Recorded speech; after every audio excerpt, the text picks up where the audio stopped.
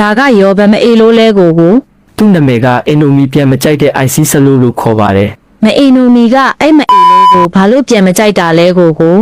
လွန်ခဲ့တဲ့တစ်နှစ်လောက်ကမအေလို IC ဆလိုကအင်နိုမီကိုတစ်ဖက်သက်ချစ်နေခဲ့တာကြောင့်စောက်တော်သားချစ်ငယ်မှတဆင့်အောင်သွဲခိုင်းခဲ့ပါတယ် ဒီဟိုကလေဟို ice ကွာကလေစပီးရတူရဆိုတယောက်လား ဟုတ်တယ်အဲ့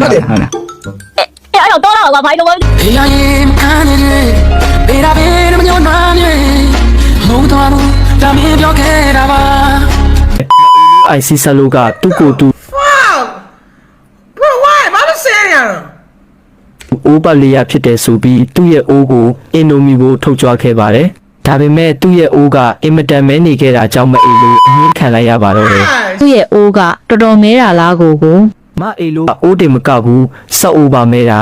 IC ဆလိုကသူ့ရဲ့အိုးမဲနေတာကြောင့်အငင်းခံရတာလို့ထင်နေခဲ့ပါတယ်တကယ်တမ်းမှာတော့အိုးမဲနေလို့မဟုတ်ပါဘူးစောက်တော်သားချင်းငယ်ကမအေလို IC ဆလိုဟာဂွေးတူလေးဖြစ်ကြောင်းအင်နိုမီကိုပြောထားလို့ဖြစ်ပါတယ် Damn, man. Thing is so true that thing is this a power.